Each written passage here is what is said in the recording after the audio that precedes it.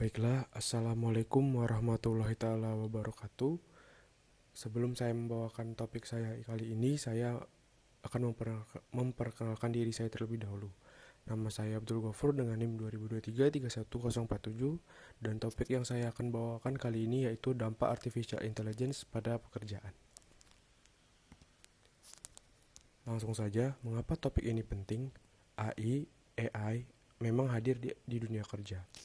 AI membantu kita menulis, menganalisis data, membuat konten, melayani pelanggan, dan mengotomatisasi tugas rutin.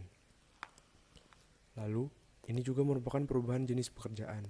Sebagian tugas dapat diotomatisasi, sementara pekerjaan baru muncul di bidang AI, data, keamanan, cyber, dan teknologi.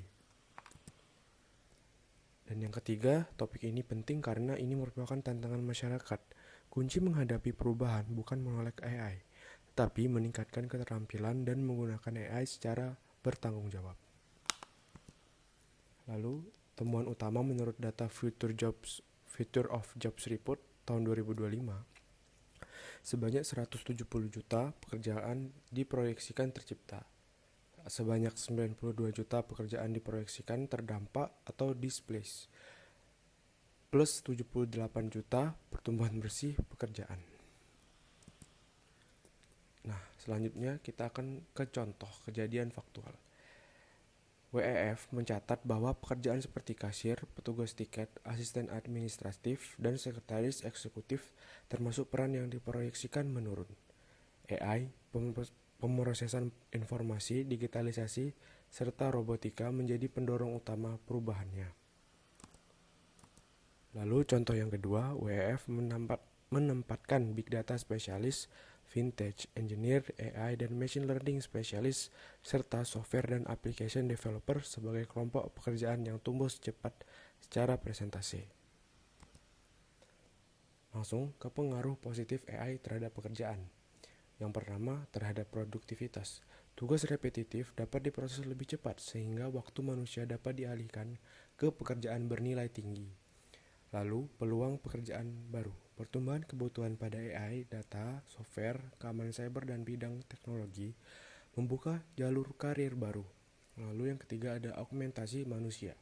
AI dapat menjadi alat bantu untuk analisis, ideasi, dokumentasi, dan pengambilan keputusan, bukan selalu menjadi pengganti manusia. Lalu dampak negatifnya, yang pertama adanya displacement pekerjaan. Tugas yang rutin, berulang, dan mudah distandarisasi lebih rentan diotomatisasi. Lalu, kesenjangan keterampilan.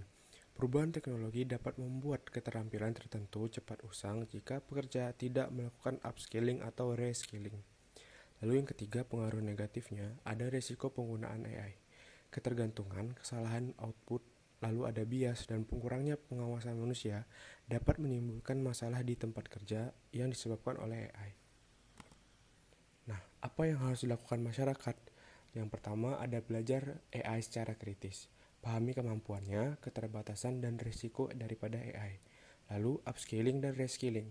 Perkuat kemampuan digital, data, AI, dan bidang profesional. Bangun human skills. Kreativitas berpikir, analitis, komunikasi, kolaborasi, empati, dan kepemimpinan menjadi hal yang harus untuk dilakukan masyarakat sebagai bentuk dari human skill. Lalu gunakan AI secara etis, verifikasi informasi, jaga privasi, dan tetap lakukan pengawasan manusia. Nah, kesimpulannya, AI mengubah pekerjaan melalui otomasi sekaligus menciptakan peluang baru. Secara realitas, sebagian tugas dan pekerjaan rutin lebih rentan terhadap otomatisasi. Lalu ada peluang. Peran teknologi, data, AI, dan software tumbuh bersama kebutuhan skill baru. Respons yang perlu kita lakukan ialah upskilling, reskilling, dan human skill menjadi bekal yang utama yang lebih penting untuk kita tingkatkan kembali. Pesan untuk masyarakat, AI bukanlah sekadar ancaman. AI adalah perubahan yang harus kita pahami dan kelola. Jadilah manusia yang mampu menggunakan AI, bukan manusia yang tertinggal karena tidak mau belajar. Lalu itu saja yang dapat saya sampaikan mengenai topik kali ini. Terima kasih. Wabillahi taufiq wal hidayah. Wassalamualaikum warahmatullahi wabarakatuh.